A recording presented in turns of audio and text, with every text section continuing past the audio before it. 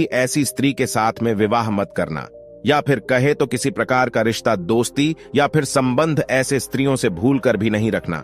प्रिय दर्शकों, आज आप जीवन की एक ऐसी सच्ची कहानी से रूबरू होने वाले हो जिससे आपको अपने आसपास के स्त्रियों के बारे में ऐसी राज पता चलेगी जिसे सुनकर आपका रूह कांप जाएगा।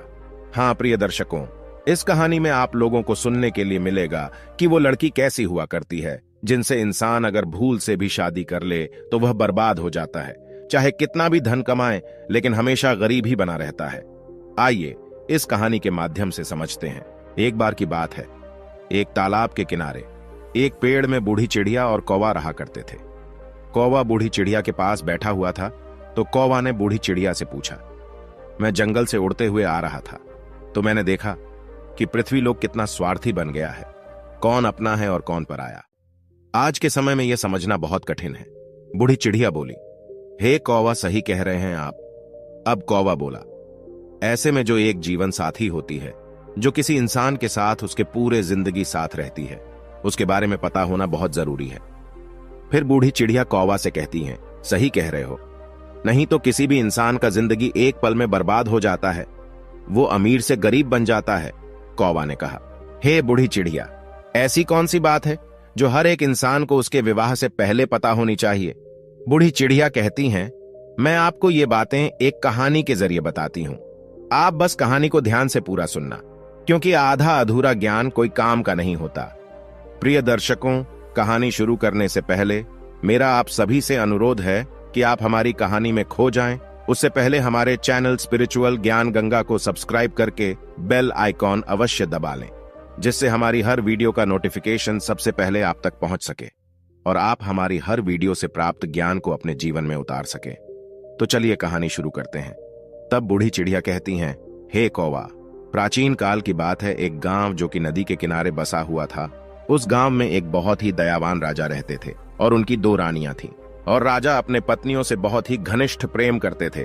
और एक दिन राजा के राजमहल में एक बेटा पैदा होता है और इसी खुशी में गांव के जो राजा थे वो अपने दरबार में नृत्य सम्मेलन का आयोजन करते हैं।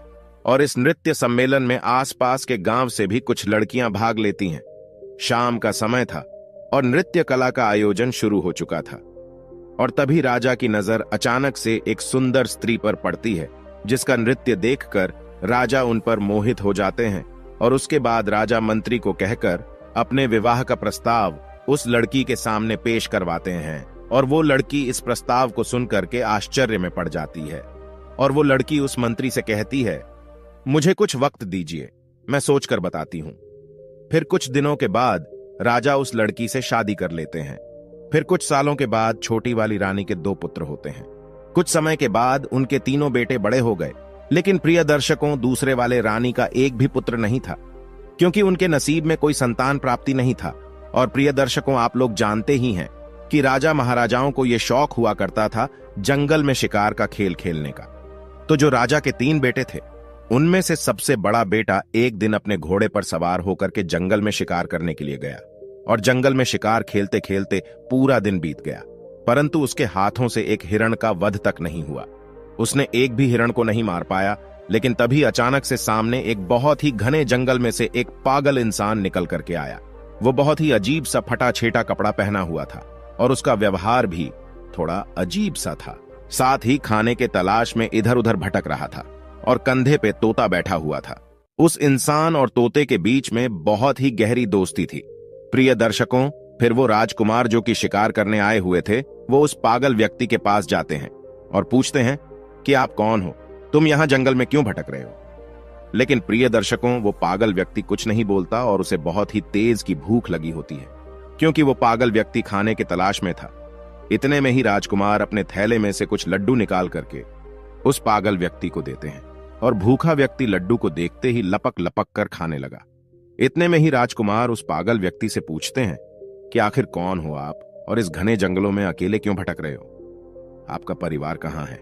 ये सुनते ही उस पागल व्यक्ति के हाथ से लड्डू छूटकर जमीन पर गिर जाता है और उस पागल व्यक्ति की आंख भर आती है।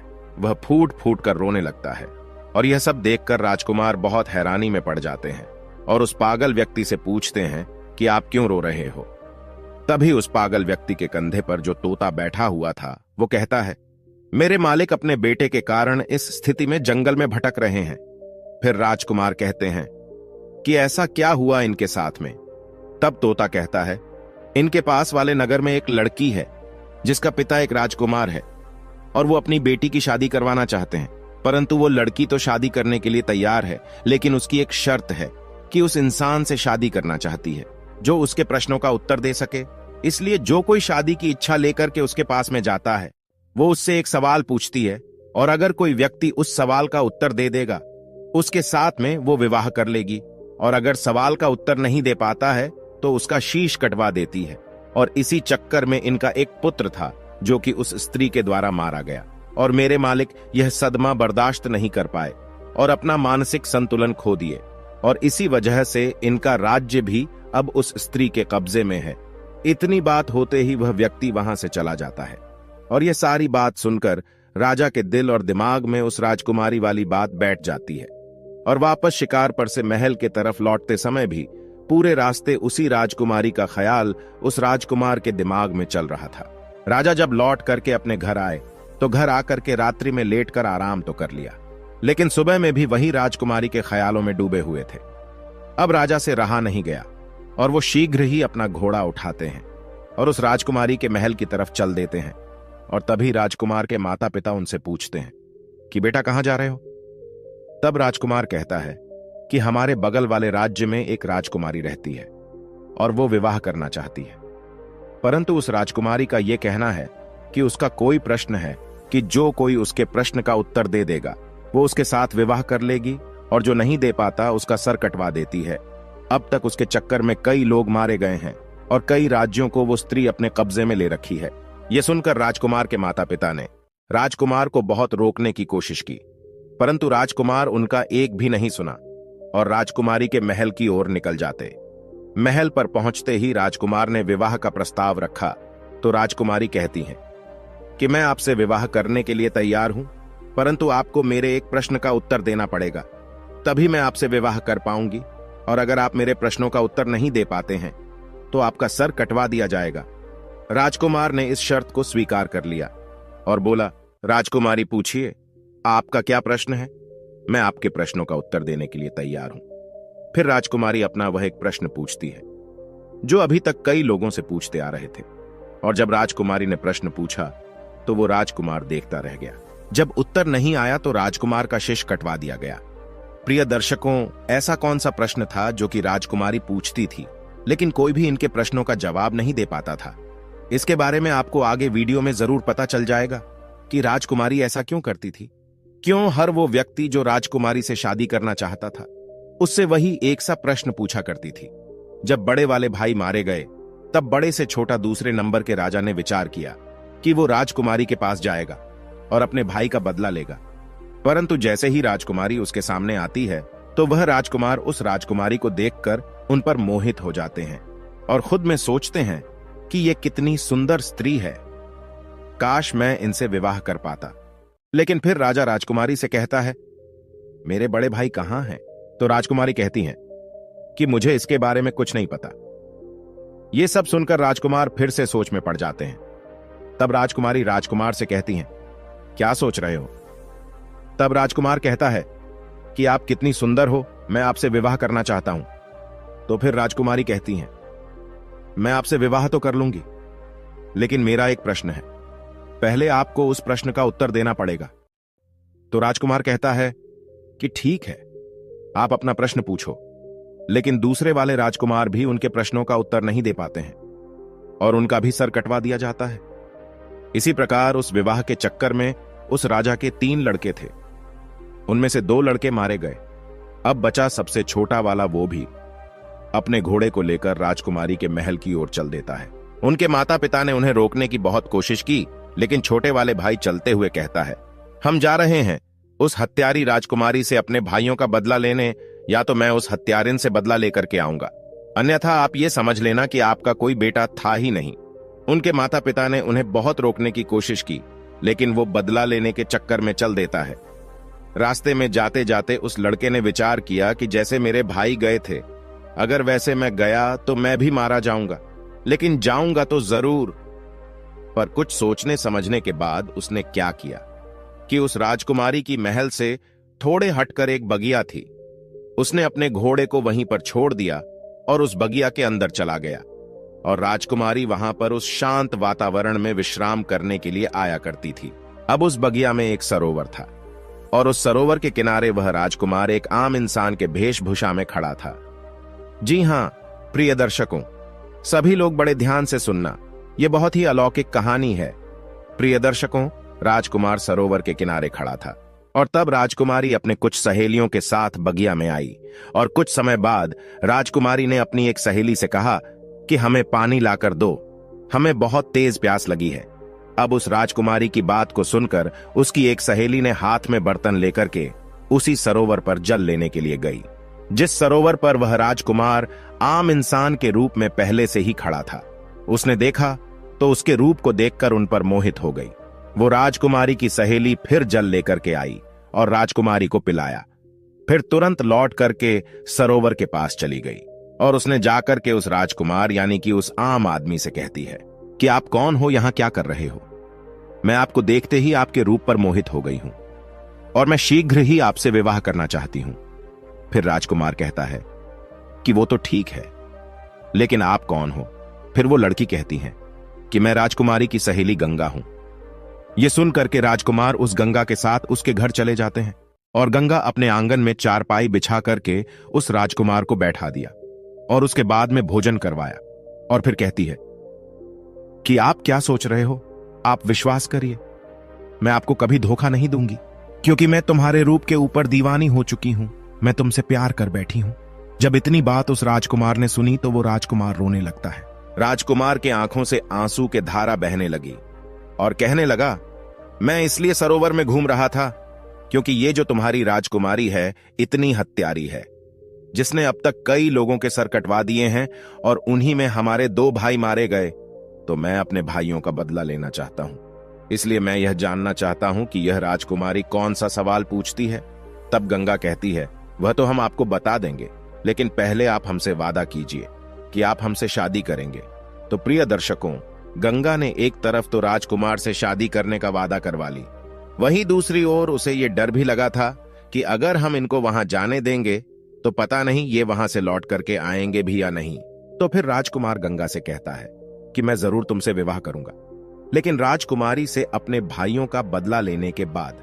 जब राजकुमार ने गंगा से इतना कहा तो गंगा को राजकुमार के ऊपर विश्वास हो गया।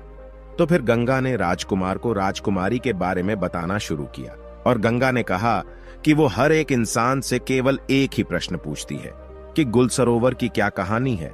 तब राजकुमार ने गंगा से कहा कि आपको अगर प्रश्न पता है तो इसका उत्तर भी अवश्य पता होगा, आप हमें इसका उत्तर सुना दीजिए। लेकिन गंगा तुरंत हाथ जोड़ करके बोली, हे महाराज, अगर मुझे उत्तर के बारे में मालूम होता तो चाहे कुछ भी हो मैं आपको इसके बारे में जरूर बताती। लेकिन गंगा कहती है, राजकुमारी के राज्य में एक साधु रहता है, सिर्फ उन्हीं को यह गुलसरोवर वाली कहानी पता है, और उसने ही राजकुमारी को यह सलाह दी है कि अगर तुमसे कोई शादी करना चाहे तो तुम उससे गुल सरोवर की कहानी के बारे में पूछो। हालांकि यहां तक राजकुमारी को भी इस कहानी के बारे में कुछ भी पता नहीं होता, फिर भी राजकुमारी यह प्रश्न पूछा करती है क्योंकि वह उस साधु से प्रेम करती है। तब राजकुमार ने गंगा से कहा, चलो ठीक है, कोई बात नहीं, तुमने हमारा काम थोड़ा आसान कर दिया। अब हम जाते हैं, पहले गुल और सरोवर की कहानी के बारे में पता करते हैं कि इसकी कहानी क्या है। इसीलिए आप यहीं पर इंतजार करिए और हम वापस लौट करके जरूर आएंगे। तब गंगा बोलती है, महाराज, गुल सरोवर की कहानी कहां मिलेंगे आपको? मैं आपको यह बता सकती हूं, लेकिन वहां से जिंदा लौटना नामुमकिन है, वहां से जिंदा नहीं लौट पाओगे। राजा बोले, क्यों नहीं लौट पाएंगे? तब गंगा बोली, रास्ते में बहुत खतरा है, इसलिए आप वहां मत जाइए। इस जिद को छोड़िए, आप अपने भाइयों का बदला नहीं ले पाओगे। आप हमारे साथ विवाह कीजिए और बदला लेने के बारे में भूल जाइए। उस राजकुमार ने कहा, चाहे रास्ते में कितनी भी कठिनाई क्यों ना हो, चाहे संकट कितने भी हो, लेकिन मैं जाऊंगा जरूर और अपने भाइयों का बदला जरूर लूंगा। तो गंगा ने सोचा कि अब हम चाहे इनको कितना भी रोकने की कोशिश करें, लेकिन यह नहीं रुकेंगे। तो फिर गंगा ने खुद एक घोड़ा और एक तलवार राजकुमार के हाथ में दिया और कहा कि यह घोड़ा और यह तलवार तुम्हारे काम जरूर आएगी, इसलिए आप एक काम करना, यहां से ठीक दक्षिण दिशा की तरफ जाओ, और जब आप दक्षिण दिशा की तरफ जाओगे तो आगे आपको गुफा में एक शेर मिलेगा और उस शेर से आपको डरना नहीं है, क्योंकि वह शेर बूढ़ा हो चुका है, जिस वजह से वह शिकार नहीं कर पाता और बहुत भूखा रहता है। जब आप उसके पास जाओगे तो इस तलवार के मदद से रास्ते में उस शेर के लिए कुछ खाने को जरूर ले जाना, और जब वह शेर गुफा से बाहर आए तब उसके सामने यह खाने की चीज रख देना। वो उसे खा करके तुम्हारी मदद जरूर करेगा। बस इतना ध्यान रखना कि आप जब जंगल में थोड़ा आगे बढ़ोगे तो आप समुद्र के किनारे पहुंच जाओगे, तो वहां से आगे आपको समुद्र के उस पार जाना होगा। और इतना कहकर गंगा राजकुमार को विदा कर देती है और राजकुमार दक्षिण दिशा में जंगल की तरफ निकल जाते हैं। जाते समय गंगा बोलती है, महाराज भूल मत जाना, लौट करके जरूर आना, चाहे कुछ भी हो जाए, मैं आपका जीवन भर इंतजार करूंगी, मुझे आप भूलोगे तो नहीं। तो उस राजकुमार ने विश्वास दिलाते हुए बोला कि आप चिंता मत करो, मैं लौट करके जरूर आऊंगा और तुमसे विवाह करूंगा, इसीलिए आप तनिक भी चिंता मत करो। अब वो राजकुमार धीरे धीरे जंगल की तरफ बढ़ने लगा तो गंगा के मुताबिक उसको एक शेर का गुफा मिला, जिसमें वही एक बूढ़ा शेर था, जिसके बारे में गंगा ने राजकुमार को बताया था और साथ में यह भी कहा था कि आप रास्ते में इस तलवार की मदद से उस बूढ़े शेर के लिए कुछ खाने को ले जाना। तो वो राजकुमार बिल्कुल ऐसा ही करता है और उस शेर के सामने खाना रख देता है। चूंकि शेर बहुत भूखा था तो वो खाना देखते ही बहुत खुश हो जाता है और लपक कर खाना शुरू कर देता है। राजकुमार देखता है कि अब तो शाम हो चुकी है, जिस वजह से हल्का हल्का ठंड भी लगने लगता है और कुछ देर में अंधेरा भी हो जाएगा। तो वो क्या करता है कि आसपास से कुछ लड़कियां इकट्ठा करके ले आता है और गुफा के सामने थोड़ा सा आग जला लेता है। तब उसी आग के पास में आकर वो शेर राजकुमार के बगल में बैठ जाता है और राजा उस शेर को सहलाने लगता है। और कुछ समय बाद राजकुमार को आंख लग जाती है। राजकुमार वहीं पर सो जाता है। फिर अगले सुबह होते ही राजकुमार उस शेर के साथ जंगल में आगे दक्षिण दिशा के तरफ बढ़ने लगता है। चलते चलते जंगल में राजकुमार को आगे कई मुसीबतें आती हैं। कई तरह के जानवर राजकुमार के सामने आते हैं, लेकिन उस बूढ़े शेर की दहाड़ से सभी जानवर डर के भाग जाते हैं। और इसी तरह राजकुमार उस बूढ़े शेर के साथ चलते चलते समुद्र के किनारे पहुंच जाते हैं और पहुंचते ही देखते हैं कि थोड़े दूर पे एक व्यापारी कई हाथियों पे सामान लादकर कुछ सैनिकों के साथ समुद्र के तट पर खड़े हैं। अब वो राजकुमार उस व्यापारी के पास जाता है तो व्यापारी उससे पूछता है कि कौन हो, आप यहां क्या कर रहे हो। फिर राजकुमार अपने साथ बीती हुई घटना को उस व्यापारी को बताता है और कहता है, मुझे किसी भी तरह समुद्र के उस तरफ जाना है। इतने में ही व्यापारी देखता है कि उस पार से उसकी नाव आ रही है, जिस पे वह व्यापारी सामान को रखवाकर समुद्र के उस पार पहुंचवाया करता है। नाव के समुद्र के किनारे पहुंचने के बाद वह व्यापारी सामान को नाव पर रखवाता है और इतने में वह राजकुमार उस व्यापारी से कहता है, आप कृपा करके मुझे भी इस नाव की मदद से समुद्र के उस पार पहुंचवा दें। फिर व्यापारी ने कहा, अगर अब इस नाव पर थोड़ा सा भी वजन बढ़ेगा तो यह नाव डूब सकती है, मुझे माफ करें, मैं आपकी मदद नहीं कर पाऊंगा।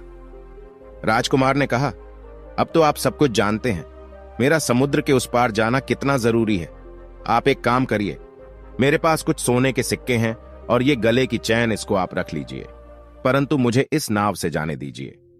प्रिय दर्शकों, वह व्यापारी बहुत ही लालची था, इसलिए वह राजा के दिए हुए सोने के सिक्के और उसकी चैन रख लेते हैं और नाव से सैनिक के द्वारा कुछ सामान उतरवा के राजा को उस नाव पर जाने देते हैं। और इसी तरह राजकुमार उस नाव पर बैठकर समुद्र के उस पार गुल और सरोवर की कहानी के तलाश में निकल जाते हैं।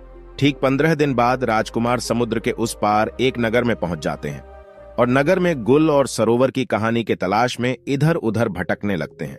और देखते देखते वो राजकुमार एक राज्य में पहुंचते हैं और जिस राज्य में वो पहुंचे उस राज्य का नाम गुल होता है और वहां के राजा का नाम सरोवर था। वहां पर पहुंचकर राजकुमार देखता है कि सरोवर नाम के राजा के राज्य में नित्य कला होता था और वहां पर कई लोग आया करते थे। संगीत बजता था, नृत्य कला होता था, सभा में चारों ओर आनंद का माहौल रहता था। और राजकुमार ने क्या किया कि उन्हीं लोगों के बीच में जाकर बैठ गया। अब 3-4 दिन लगातार वहां पर आता है और चुपचाप चला जाता है, लेकिन किसी से कुछ नहीं कहता। एक दिन सरोवर नाम के राजा की नजर उस पे पड़ गई और सरोवर नाम के राजा ने उसको उठाया।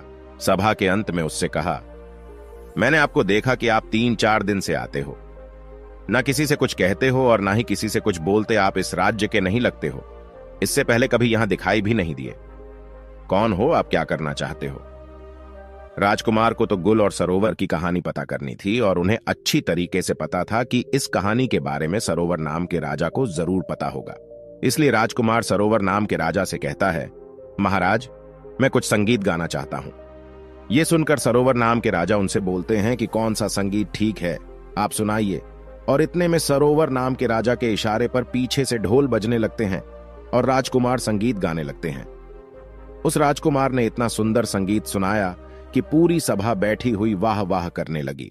राजा खुश हो गया और राजा ने खुश होकर के बोला, हम तुम्हारे इस गायकी से इतने खुश हैं कि आप चाहे तो कुछ भी मांग सकते हो। आप जो मांगोगे हम आपको वो जरूर देंगे, ये हमारा वचन है। फिर राजकुमार कहने लगा, महाराज ऐसा ना हो, मैं मांगू और आप अपना पैर पीछे खिसका ले। इसलिए एक काम कीजिए, आप रहने दीजिए, जो कुछ भी है वो ठीक है और जैसे भी है ठीक है, हम जैसे हैं अच्छे हैं। तो उस राजा ने कहा, नहीं आप मांगो, ऐसा कुछ नहीं है, आप जो कहोगे वो हम आपको देंगे, आपकी जो इच्छा हो वो आप मांगना। अब उस राजकुमार ने कहा, हे महाराज, मुझे कुछ नहीं चाहिए, मुझे केवल आप गुल और सरोवर की कहानी बता दीजिए। उस सरोवर नाम के राजा को पसीना आ गया, जो सरोवर नाम का राजा था। उसने कहा, तुमने ये क्या मांग लिया? तुम मुझसे मेरा पूरा साम्राज्य मांग लेते, वो भी मैं तुम्हें दे देता, लेकिन तुमने मुझसे ये कैसा सवाल पूछ लिया, इसकी कहानी मैं जानता हूं, लेकिन मैं वो तुम्हें बता नहीं सकता।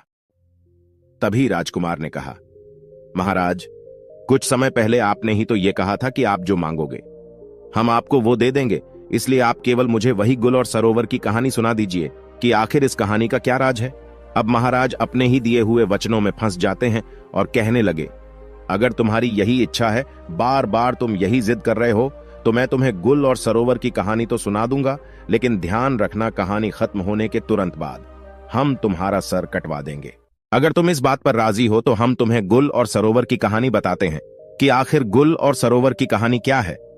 राजकुमार ने कह दिया, ठीक है, आप मेरा सर काट लेना, लेकिन आप कहानी जरूर सुना देना। बोले, ठीक है, हम तुम्हें जरूर सुनाएंगे। तब महाराज मंत्रियों को इशारा दिया और नौकरों को भी इशारा दिया। अब नौकर चले हैं कारावास की तरफ, वहीं बैठा हुआ देख रहा है। तब नौकर क्या लेकर के आए कि एक लड़की है, वो बहुत सुंदर है, उसके शरीर पर फटे पुराने वस्त्र है और उसके हाथों में पैरों में बेड़ियां पड़े हुई है। वो चल नहीं पा रही थी और इसीलिए नौकर लोग मार लगाते हैं। अब वो राजकुमार देखता रह गया, ये क्या है, मेरी समझ में नहीं आया। तब तक उस लड़की को ला करके सरोवर महाराज के सामने खड़ा कर दिया। अब राजकुमार के सामने उस सरोवर नाम के राजा ने कहानी शुरू की। तुम सुनना चाहते थे गुल सरोवर की कहानी क्या है, तो सुनिएगा। मेरा ही नाम है सरोवर राजा, मैं ही हूं वो सरोवर हूं, और गुल ये लड़की है जो तुम्हारे सामने हथकड़ी और बेड़ियों में जकड़ी हुई है। राजकुमार कहने लगा, महाराज, आप सरोवर और ये लड़की गुल, इसका मतलब आपकी ही कहानी है। महाराज ने बोला, हां, ये मेरी ही कहानी है। राजकुमार ने कहा, फिर तो आपसे अच्छी तरह और कौन बता सकता है। महाराज बोले, सुनो हमारी कहानी क्या है। मैं विवाह से पहले एक बार जंगल में शिकार खेलने के लिए गया था, तो वहां ये लड़की अपनी सहेलियों के साथ बगिया में बैठी हुई थी। ये सब बातें उस सरोवर नाम का राजा समझा रहा है। उस दिन बगिया में घूमते घूमते हम पहुंच गए, तो हमारी नजर इस स्त्री के ऊपर पड़ी। ये गुल नाम की लड़की जो तुम्हारे सामने खड़ी है, इसकी नजर हमारे ऊपर पड़ी और इसे देखकर हम इस पर मोहित हो गए, और हमें देख करके ये भी हम पर मोहित हो गई। मैं इस स्त्री के रूप पर इतना मोहित हो गया कि मैं इसके रूप का दीवाना हो गया। अब क्या बताए, इस लड़की को देखकर हम तो कुछ नहीं बोल पाए, लेकिन इस लड़की ने मुझे अपने पास बुला लिया और कहा, कौन हो आप, कहां से आए हो, क्या नाम है, तुम क्या देख रहे हो। तो फिर मैंने उलझी हुई आवाज में से जवाब दिया, मेरा नाम सरोवर है और मैं इस राज्य का राजा हूं, और आप कह रहे हो कि क्या देख रहे हो, तो आप इतनी सुंदर हो कि ऐसा लगता है हम आपको ही देखते रहे। तो इससे पहले कि मैं इस लड़की से कुछ पूछता, तब तक इस लड़की ने हमसे पूछ लिया, क्या आप मुझसे शादी करोगे। जो बात मेरे दिल में थी वो इसने कहा, तो मैं बहुत खुश हो गया। अब ये लड़की मुझे साथ में लेकर के अपने घर पहुंची। अपनी मां से हट करती है कि हे मां, मैं अगर विवाह करूंगी तो इसी के साथ मैं करूंगी, अन्यथा मर जाऊंगी। मां बाप ने बहुत समझाया कि बेटा, इनके घर खानदान का कोई पता नहीं, कहां के रहने वाले हैं, इसका कुछ पता नहीं है, और उसकी मां कहती है कि एक अजनबी के साथ मैं तुम्हारा विवाह कैसे करा सकती हूं। तब महाराज कहता है, उस समय वो लड़की बार बार अपने माता पिता से विनय करने लगती है और खाना पीना तक छोड़ देती है। अब इसके जिद के सामने इसके माता पिता मजबूर होकर इसका विवाह मेरे साथ करवा दिए। और फिर वह सरोवर महाराज राजकुमार से कहता है, जरा ध्यान से इस कहानी को सुनना, क्योंकि इस कहानी में अब बहुत ही राज खुलने वाला है। होता यह है कि इस लड़की का विवाह जब मेरे साथ हो गया, तब विदा होकर के मेरे साथ मेरे घर के लिए आ रही थी, तो रास्ते में यह बहुत ही प्रसन्न थी और मुझसे कह रही थी, मुझे मेरे मन चाहे पिया मिले हैं और मैं खुद दुखी रह सकती हूं, लेकिन इनको कभी दुखी नहीं रहने दूंगी। और कहती थी कि मैं खुद संकट में रह सकती हूं, लेकिन इन पे कभी आंच नहीं आने दूंगी और अपने पिया से हमेशा लगाव बना के रखूंगी। ऐसे ही करके हम अपने घर पहुंच गए और इसे अपने घर ले आए। और अब तो हम उसके प्यार में इतना पागल हो गए कि सब कुछ भूलते जा रहे थे। हम अपना राज्य का दरबार भी समय से पहले बंद करके घर पहुंच जाते थे। ऐसे ही कुछ दिनों तक चलता रहा और कुछ दिनों के बाद से जब घर लौट के इस स्त्री के पास आते थे, तो पता नहीं क्यों हमें बहुत जोर की नींद आ जाया करती थी। और इतने में ही वो राजमहल से जंगल की ओर चल देती है। उस स्त्री के वहां से निकलते ही मैं भी वहां से निकल जाता हूं, इसके पीछे पीछे जाता हूं। और तभी मैं देखता हूं कि वो स्त्री एक साधु के साथ में बैठी हुई हंस हंस कर बातें कर रही है। इतना सब कुछ देखते ही मैं सोचने लगा कि पता नहीं ये उसका रोजाना का काम था या सिर्फ आज का काम है। उसके बाद मैं चुपचाप वहां से वापस राजमहल में लौट जाता हूं। फिर राजकुमार उनसे कहने लगा कि आगे क्या हुआ।